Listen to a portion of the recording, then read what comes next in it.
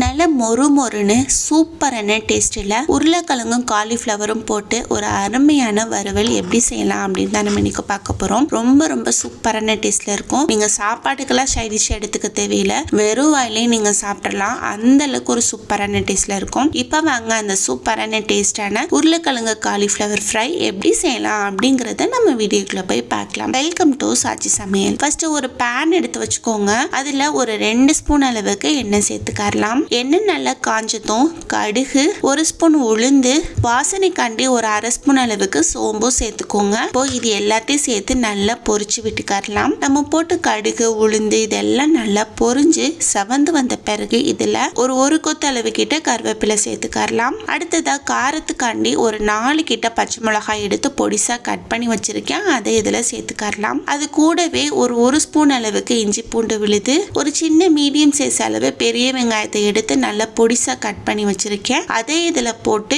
இதோட பச்சை வாசனை போற வரைக்கும் நல்லா வதக்கி விட்டுக்கலாம். பாருங்க, வெங்காயத்தோட பச்சை வாசனை எல்லாம் போயிட்டு நல்ல ஒரு கண்ணாடி பதத்துக்கு வந்துருச்சு. இந்த அளவுக்கு வதங்கி வந்த பிறகு இதுல ஒரு 2 கிட்ட மீடியம் சைஸ் அளவு உருளைக்கிழங்கு எடுத்து அது மேல உள்ள தொலி எல்லாம் சீவிட்டு பெருசாவும் இல்லாம சிறுசாவும் இல்லாம மீடியமான சைஸ்ல கட் பண்ணி வச்சிருக்கேன். அதே இதுல போட்டு நல்லா மிக்ஸ் பண்ணி விட்டுட்டு ஒரு 2 to 3 நிமிஷத்துக்கிட்ட மூடி வச்சிடலாம். உருளைக்கிழங்கு அந்த எண்ணெயில ஒரு பாதி அளவுக்கு வெந்து வரட்டும். இப்போ ஒரு 2 to 3 நிமிஷத்துக்கிட்ட ஆயிடுச்சு. ஓபன் பண்ணி பாருங்க, சூப்பரா உருளைக்கிழங்கு வதங்கி பாதி அளவுக்கு வெந்து வந்துருச்சு.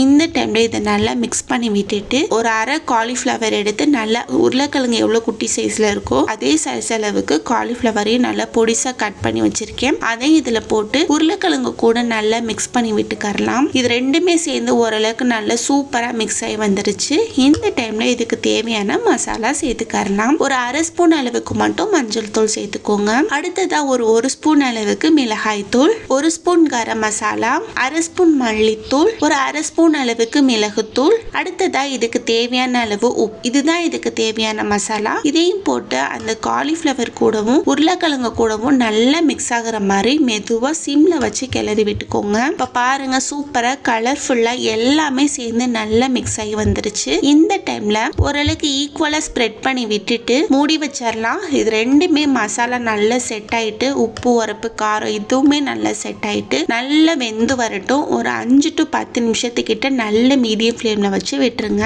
இப்போ ஒரு 10 நிமிஷத்துக்கிட்டே நான் விட்டுட்டேன். ஓபன் பண்ணி பார்க்கலாம். சூப்பரா இது எல்லாமே நல்லா வறுத்து வெந்தும் வந்துருச்சு. இந்த டைம்ல ஓரளவுக்கு நல்லா சுருள வதக்கி விட்டுட்டு எண்ணெய் எல்லாம் நல்லா செப்பரேட் ஆகிற வரைக்கும் வறுத்து விட்டுட்டு நீங்க சர்வ் பண்ணீங்கன்னா சூப்பரான டேஸ்டான உருளைக்கிழங்கு காலிஃப்ளவர் ஃப்ரை ரெடி. கண்டிப்பா ட்ரை பண்ணி பாருங்க. குழந்தைங்கள்ல இருந்து பெரியவங்க வரை எல்லாருமே ரொம்ப விரும்பி சாப்பிடுவாங்க.